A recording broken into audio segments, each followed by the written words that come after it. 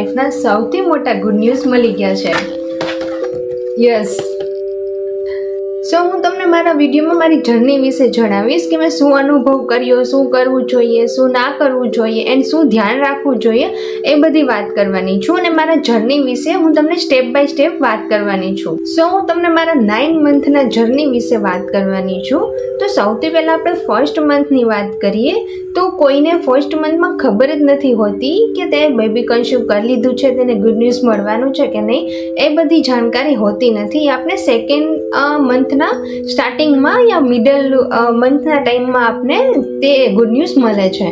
તો ફર્સ્ટ મંથમાં હું વાત કરું તો અત્યારે કોઈને વધારે એટલું ખ્યાલ નથી કે આપણે ફર્સ્ટ મંથનું ફર્સ્ટ ડે ક્યારે ગણવાનું હોય છે. મીન્સ કે આપણે ફર્સ્ટ પીરિયડ થાય છે, આફ્ટરના આપણે મંથના મિડલ પાર્ટમાં આપણે બેબી કન્સીવ કરવા માટે ટ્રાય કરીએ છીએ એન્ડ ત્યારબાદ આપણે જે પીરિયડ્સ મિસ થાય છે તેમાંથી આપણે ફર્સ્ટ મંથનું ફર્સ્ટ ડે ક્યારે ગણવાનું હોય છે. તો એક્ઝામ્પલ તરીકે હું તમને વાત કરું તો ફર્સ્ટ તારીખે એક્ઝામ્પલ તરીકે મને ફર્સ્ટ તારીખે પીરિયડ્સ આવ્યા છે એન્ડ 50 તારીખની આસપાસ બેબી કન્સીવ કરવાની ટ્રાય કરી રહી છું એન્ડ ત્યારબાદ 30 ડેઝમાં યા આફ્ટરના મંથના ફર્સ્ટ ડેમાં આપણે પીરિયડ્સ મિસ થાય છે. તો એમાં જે આપણે જે પીરિયડ્સ આવે છે, જે મંથના ફર્સ્ટ તારીખે જે મને પીરિયડ્સ આવ્યા હોય છે, જે મંથમાં મેં બેબી કન્સીવ કરવાની ટ્રાય કર્યું હોય છે, તે મંથના ફર્સ્ટ જે પીરિયડ છે એ તારીખને આપણે ફર્સ્ટ તારીખ ગણવાની હોય છે. આ વિડીયોમાં હું તમને મારા ફર્સ્ટ મંથના જર્ની વિશે વાત કરીશ. તો સૌથી પહેલાં આપણે જે મિડલ પાર્ટમાં 50 મતલબ કે મંથના મિડલ પાર્ટમાં આપણે જે બેબી કન્સીવ કરવા માટે ટ્રાય કરીએ છીએ તો તેમાં આપણે શું ટ્રાય પહેલેથી જ ધ્યાન રાખવું જોઈએ તો તે જણાવું. તો આપણે સૌથી પહેલાં કોઈ ગરમ વસ્તુ ના ખાવી જોઈએ. મતલબ કે ફ્રૂટમાં પોપૈયું છે, શાકભાજીમાં રીંગણા છે, એવું બધું જે ગરમ લાગે એ વસ્તુ નહીં ખાવાની આપણે પહેલેથી. એન્ડ આપણે લીલા શાકભાજી ખાવા જોઈએ, ત્યારબાદ બધા ફ્રૂટ ખાવા જોઈએ. આફ્ટર આપણે નારિયેળ પાણી પી શકો છો, મિલ્ક, દહીં એ વગેરે લઈ શકો છો અને કઠોળ પણ ખાવા જોઈએ. ખાસ કરીને જે ફણગાવેલા કઠોળ હોય એ બધું આપણે ડેઇલી રૂટીનમાં એડ કરી લેવું જોઈએ, જેના લીધે આપણે બેબી કન્સીવ કરવા ટાઈમે આપણે એક ઇઝીલી આપણે સારી રીતે બેબી કન્સીવ કરી શકીએ છીએ. And specially drink, smoking, after soft drink મતલબ કે જે સોડા જે વગેરે મળે છે એ આપણે ખાવું ના જોઈએ. એન્ડ તમને જે ઠંડી વસ્તુમાં સ્પેશિયલી વાત કરું તો તમે વરિયાળીનું પાણી પી શકો છો, કાળી દ્રાક્ષનું પાણી પી શકો છો, તકમરિયાના પાણી પી શકો છો, મતલબ કે જે આપણે ચિયા સીડ્સ કહીએ છીએ તેને. અને આ બધી વસ્તુ આપણે રાતે પલાળવાની છે પાણીમાં, ત્યારબાદ સવારમાં આપણે પાણી એ પી જવાનું છે. તો જેના લીધે આપણે એક બોડીમાં સારું ટેમ્પરેચર ને ઠંડક બની રહેશે અને સારી રીતે આપણે બેબી કન્સીવ કરી શકશે. એન્ડ ખાસ કરીને આપણે ડ્રાય ફ્રૂટ તો ખાવા જ જોઈએ. એન્ડ ડ્રાય ફ્રૂટમાં સ્પેશિયલી આપણે સાંજે 5 થી 6 બદામને પલાળીને આપણે સવારે તે બદામને ખાઈ જવાનું. એ આપણે આ સ્પેશિયલી આ વસ્તુ તો કરવી જ જોઈએ, ડ્રાય ફ્રૂટ તો ખાવા જ જોઈએ. સો બીજા અમુક પોઈન્ટની વાત કરું તો આપણે એક્સરસાઇઝ, યોગા એ બધું આપણે કરવું જોઈએ બેબી કન્સીવ કરવા માટે.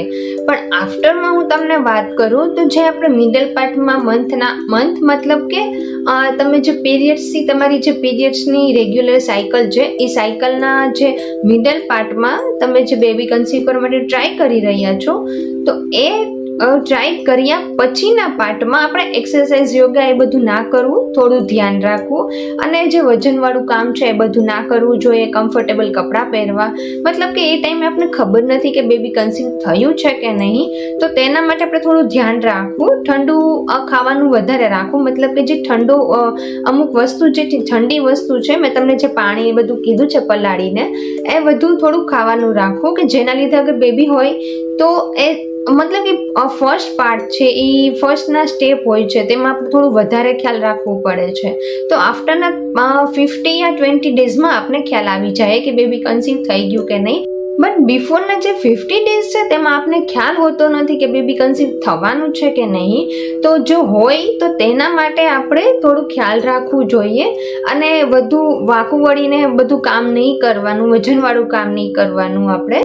એનું તમને સેકન્ડ પોઈન્ટ કહું તો આ પોઈન્ટ આપણા જે નાની છે, દાદી છે એ વાત કરતા હોય છે, ત્યાંથી મને ખ્યાલ પડ્યો કે આપણે વધુ પડતું જો આપણે મીન્સ કે તમારી જે સાયકલ રૂટીન છે, પીરિયડ્સની સાયકલ છે, તેના મિડલ પાર્ટમાં તમે જો બેબી કન્સીવ કરવાની ટ્રાય કરી રહ્યા છો તો આફ્ટરના 50 ડેઝમાં બને એટલું ઓછું આપણે હેર વોશ કરવા જોઈએ.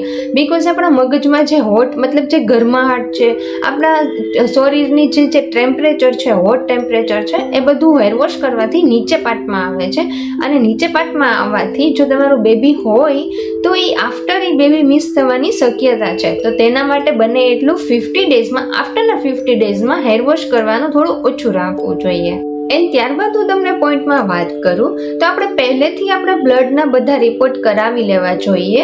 કારણ કે જો આપણે કોઈ પ્રોબ્લેમ હોય અથવા રિપોર્ટમાં કોઈ પ્રોબ્લેમ જણાય તો આપણે પહેલેથી જ તેનું નિવારણ કરી શકીએ છીએ. તો મેં તો પહેલેથી જ બધા રિપોર્ટ કરાવી લીધા હતા અને બ્લડ રિપોર્ટમાં બધા પ્રકારના રિપોર્ટ આવે છે.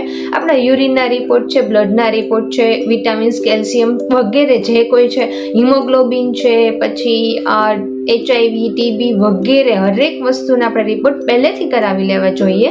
કારણ કે જ્યારે તમારું બેબી કન્સીવ કરવાનો ટાઈમ આવે અને ફાઇનલી તમે વિચાર કરો કે હવે બેબી કન્સીવ કરવું છે તો એ ટાઈમ સુધીમાં તમે બધા રિપોર્ટ કરેલા હોય તો તેમાં જે કોઈ પણ પ્રોબ્લેમ છે તમારે તો એ તમે બધા પ્રોબ્લેમ હટાવી શકો છો.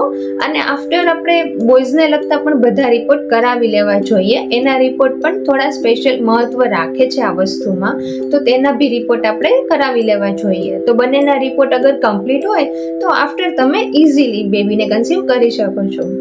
સો ફાઇનલી મારા 1 મંથ કમ્પ્લીટ થઈ ગયા છે, મેં રિપોર્ટ કરાવી લીધો છે અને ફાઇનલી મને પ્રોપર ન્યૂઝ મળી ગયા છે ડૉક્ટર પાસેથી કે yes okay you are.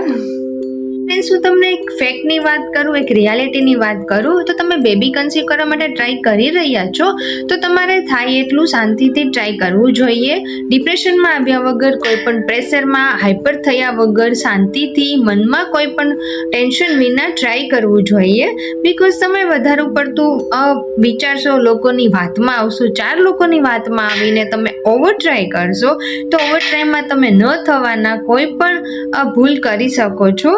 Example તરીકે તમે ન લેવાના વધારાના જરૂર વગરના તમે મેડિસિન્સ ચાલુ કરી દેશો, તમે ઇન્જેક્શન એપ્લાય કરીશો તમારા બોડી પર, આફ્ટર ન કરવાના કોઈ ઓપરેશન કરાવડાવશો તો આ બધું તમને એ ટાઈમે બધું લોકોના ને અમુક લોકોના પોતાના માઇન્ડમાં આપણે જે પ્રેશર હોય છે તેના લીધે ટ્રાય કરીએ છીએ, બટ પાછળથી તમને એ બહુ જ નુકસાન થાય છે. આપણે ના કરવું જોઈએ, એ જરૂર વગરની વસ્તુ છે. બિકોઝ લકમાં હશે ત્યારે જ આવશે અને લકમાં હશે ત્યારે તમારું બેબી કન્સીવ થશે. તો તમારે શાંતિથી નેચરલી ટ્રાય કરવી જોઈએ બેબીની, અને આ ટાઈપના કોઈ પણ ભૂલ ના કરવા જોઈએ, કોઈ પણ પ્રેશર મનમાં ના લેવું જોઈએ. સો પ્લીઝ મહેરબાની કરીને આવું બધું ના કરતા. આઈ નો તમારે લેટ થાય છે, તમારી એજ જતી રહી છે બેબી માટે, તમારો ટાઈમ જતો રહ્યો છે, કોઈ વાંધો નહીં, બટ જ્યારે લકમાં હશે ત્યારે જ થશે બેબી કન્સીવ, ત્યારે જ તમે કરી શકશો. તો મહેરબાની કરીને કોઈ ના કરવાની વસ્તુ નહીં કરવાની 4 લોકોની વાતમાં આવીને. નોર્મલી બેસ્ટ રીતે નેચરલી બેબી કન્સીવ કરવા ટ્રાય કરવું જોઈએ.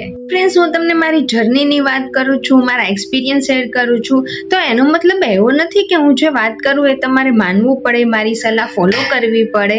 બિકોઝ હું તમને મારા એક્સપિરિયન્સ જ શેર કરી રહી છું અને તમે તમારી જર્ની બેસ્ટ બનાવવા માંગતા હોય તો સ્પેશિયલી તમે તમારા ડૉક્ટરને મળીને વાતચીત કરીને અને એની સલાહ મુજબ વર્ક કરવું આગળ, જેથી તમે તમારી જર્નીને એક સારી રીતે આગળ વધારી શકો અને એક બેસ્ટ જર્ની ક્રિએટ કરી શકો. સો હું મારા એક્સપિરિયન્સ, મારી જર્નીમાં થયેલા બધા મારા એક્સપિરિયન્સ હું એઝ અ નોલેજ તરીકે તમને શેર કરી રહી છું, તો એ તમારે ફોલો કરવા જરૂરી નથી.